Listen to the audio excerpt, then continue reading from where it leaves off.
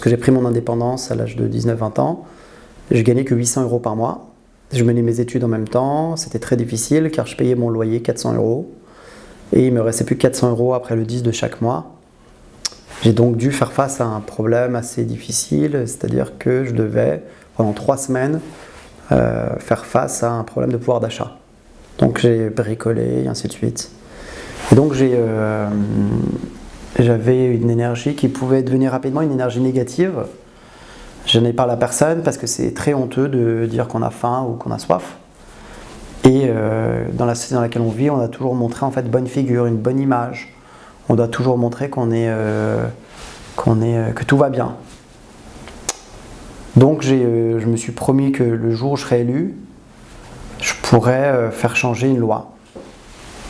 Et la loi que j'ai voulu faire changer, c'est d'interdire les supermarchés de jeter 50 kg de nourriture chaque soir dans une poubelle.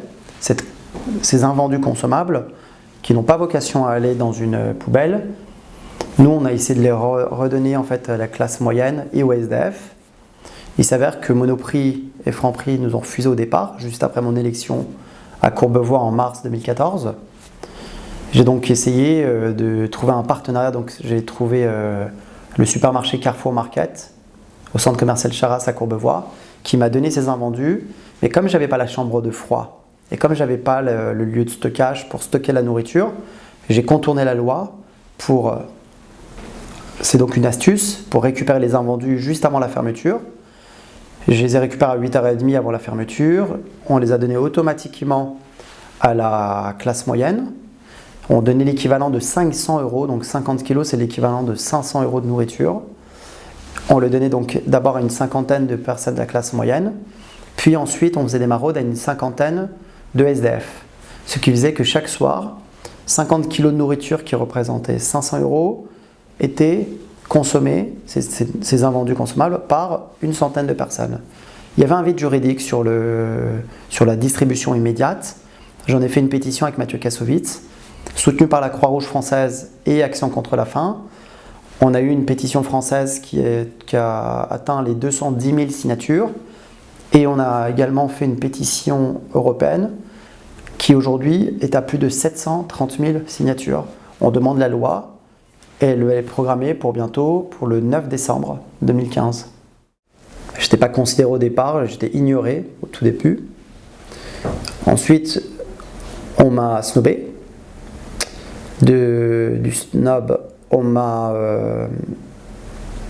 on va dire, dénigré. Et ensuite, du dénigrement, on m'a attaqué. J'ai eu beaucoup de pression, j'ai eu beaucoup d'attaques et de mots très blessants à mon encontre. On a essayé de discréditer le projet, on a essayé de discréditer ma personne. Mais moi, j'étais focalisé, si vous voulez, sur le projet de loi. Quand vous êtes un élu de la République française, vous ne vous préoccupez pas en fait des on-dit, parce que moi, ce projet-là, je l'avais déjà étudié, je l'avais déjà pensé, on l'a en plus appliqué. Donc il n'y avait pas de faille dans ce projet. Il n'y avait pas de faille, la preuve, c'est que quand bien même ça a été dénigré au départ par les supermarchés, mais par d'autres personnes aussi, par des associations, je pense notamment au Resto du Cœur et à la Banque Alimentaire, qui ont voulu qu'on ne touche pas en fait à leur précaré. Mais je leur ai répondu à chaque fois que ce projet de loi complétait leur projet, puisque je rappelle juste que les Restos du Cœur et la Banque Alimentaire manquent cruellement de denrées alimentaires. Je rappelle que ces associations font des collectes. Le projet de loi qui va passer leur donnera ces invendus, au lieu que ces associations aillent faire des collectes dans les supermarchés. Donc évidemment, au départ, vous êtes dénigré, mais lorsque vous êtes un élu, vous pensez en fait à l'intérêt général. Donc il n'y a pas en fait... vous ne vous laissez pas en fait justement perdre par des illusions, par des on-dit. Vous êtes focalisé sur un projet, pour l'intérêt général. Mathieu, je le connaissais depuis déjà longtemps, je lui avais proposé un projet de livre puisque je suis éditeur moi-même. Il n'avait pas pu faire ce projet, c'est pas grave, mais il est très actif sur les réseaux sociaux, donc c'est le moins qu'on puisse dire. Et c'est quelqu'un pour qui j'ai beaucoup d'amitié, beaucoup d'estime, c'est un intellectuel déjà. c'est un artiste, il est très engagé. Et puis pour moi, c'était vraiment la personne idéale pour mener ce combat. Pour une raison très simple, c'est que Mathieu est convaincu que notre société aujourd'hui ne tourne pas rond et que le projet que je menais était un projet qui allait vers l'essentiel. Quelque chose de très simple. Il y a une surproduction d'un côté, il y a une malnutrition de l'autre. Il fallait juste mettre deux aberrations côte à côte. Voilà. Nous, on a montré en fait par un projet très simple que ces deux aberrations pouvaient se rejoindre et créer une solution. Donc Mathieu est venu, mais d'autres personnalités sont venues. Mais c'est finalement en fait, ce n'est pas l'histoire en fait de people ou de personnalité lambda. C'est un projet de civilisation. C'est un projet de citoyens qui ne veulent plus voir des gens affamés, fouillés dans une poubelle au XXIe siècle, dans un pays comme le nôtre, la France. Notre objectif à nous, élus de la République, c'est justement de contrecarrer les mauvaises ondes, les mauvais messages, par des messages de fraternité. Et ça, c'est un message de fraternité. Et les gens le voient. Et le plus important, en fait, c'est le résultat au final. Parce qu'au final, que les gens sur Twitter ensuite tweetent des choses très légères est une chose. Mais les gens se retrouvent toujours sur la fraternité. Ça, c'est une chose qui est indéniable. Sur la fraternité, tout le monde se rejoint. Gauche ou droite, ou peu importe la religion ou de quel pays vous êtes issu. Alors, il y a plusieurs gestes déjà. Quand on va au restaurant, il faut réclamer systématiquement un doggy bag. Il n'y a pas de honte à demander un doggy bag. Dans les pays anglo-saxons ou scandinaves, le doggy bag est généralisé. On a cette mauvaise coutume, nous, en France, de croire que tout est infini et qu'on peut, à l'infini, avoir des denrées alimentaires, alors que non, ce sont des choses qui doivent être respectées et puis protégées. Il y a également d'autres recettes que je donne dans mon livre Manifeste contre le gaspillage que j'ai publié aux éditions Fayard. C'est des tas de techniques, par exemple, ne pas aller faire ses courses le ventre vide, essayer de ne pas acheter des produits qui sont trop proches de la date de péremption et ne pas remplir son frigo systématiquement, parce qu'à chaque fois qu'on remplit son frigo, vous mettez en fait des tas de produits au fond du frigo et vous les oubliez, et lorsque vous les récupérez, malheureusement les produits sont déjà périmés. Alors un mot sur la date de péremption. La date de péremption en fait qui va être évidemment bientôt réglementée et encadrée par la voie légale. Il faut savoir que la date de péremption n'est pas aujourd'hui dans un supermarché significatif de la date de consommation mais de vente. Il y a une magouille dans cette affaire. On a fait croire aux citoyens et aux consommateurs que la date de péremption était une date de consommation, mais c'est une date de vente, rien de plus. On peut, et c'est ce que j'explique dans mon livre, avoir une durée beaucoup plus longue pour des produits frais, je pense notamment au yaourt ou au fromage, mais également pour d'autres produits. Je pense aux fruits et légumes, je pense à des produits par exemple qui sont la viande par exemple. Alors il y a des tas de techniques que j'explique dans mon livre sur lesquelles il faut revenir, ou par exemple notamment sur les boissons.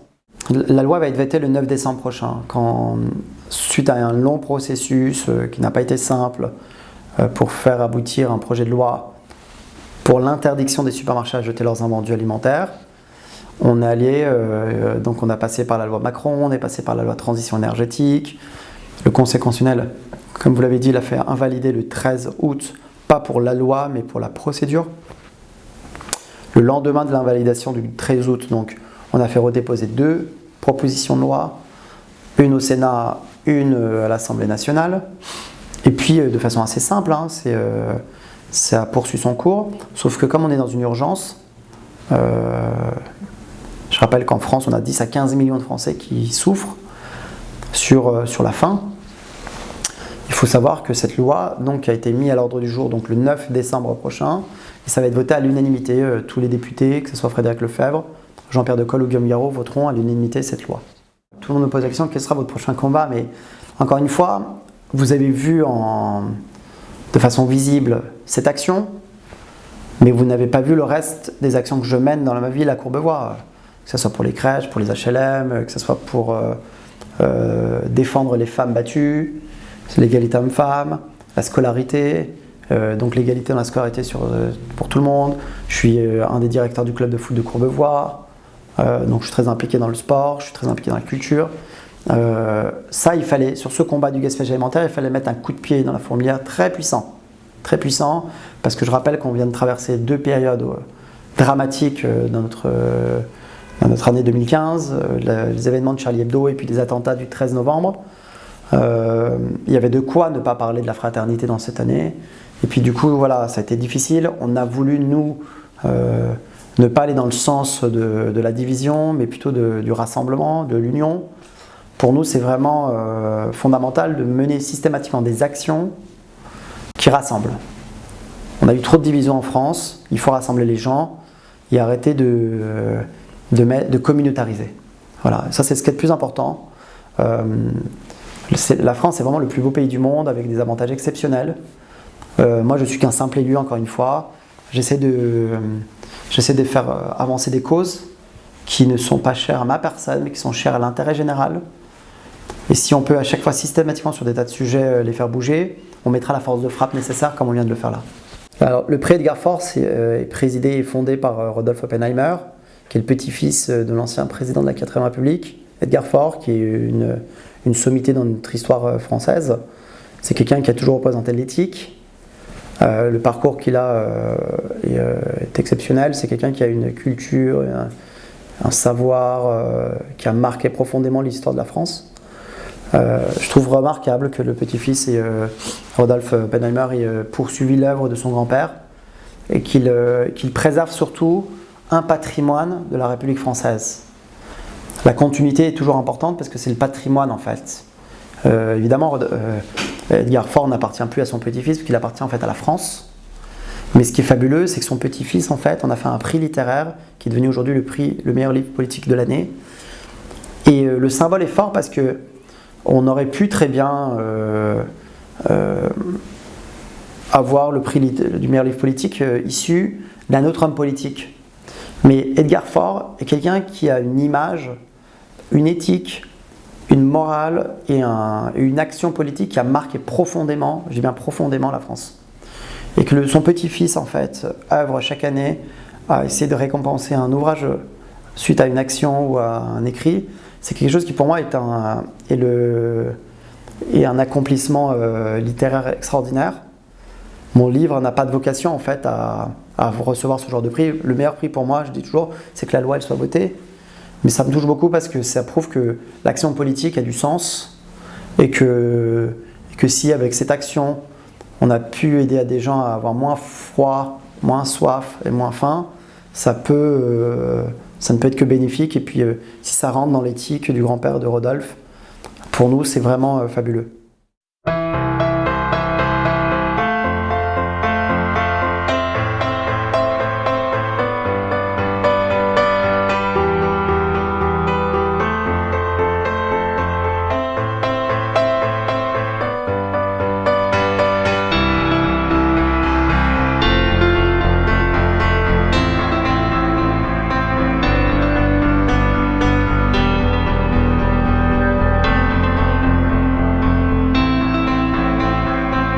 Je veux vous dire un grand merci dans cette période difficile pour notre pays. On traverse une période très difficile et je remercie beaucoup les élus qui sont présents, les parlementaires, les personnes qui sont ici, que j'ai croisées tout au long de ma vie, pour la plupart. Ça me touche vraiment beaucoup, des gens qui ont vraiment des parcours qui ont marqué la vie de la République française et qui ont été des ministres, des anciens ministres, des secrétaires d'État, des porte-parole du gouvernement. De gauche et droite, et c'est vraiment touchant parce que dans une période où on traverse une situation assez difficile, on serre les coudes et puis je pense qu'il y a vraiment la fraternité qui peut nous sauver. Et voilà, donc je voulais vous remercier infiniment. Moi, le petit jeune conseiller municipal que je suis, de vous avoir envoyé une balle en fait comme un ballon de rugby, à vous les parlementaires, et de contribuer à ce que c'est que notre République française. Et c'est ça qui fait la force de la France et la plus belle image dans le monde. Merci. Oh, bravo. Edgar était le plaideur, amoureux des arts, et il employait avec tant de précision les armes de l'esprit.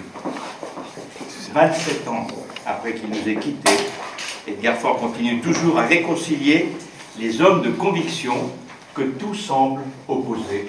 Et je pense que c'est tellement d'actualité.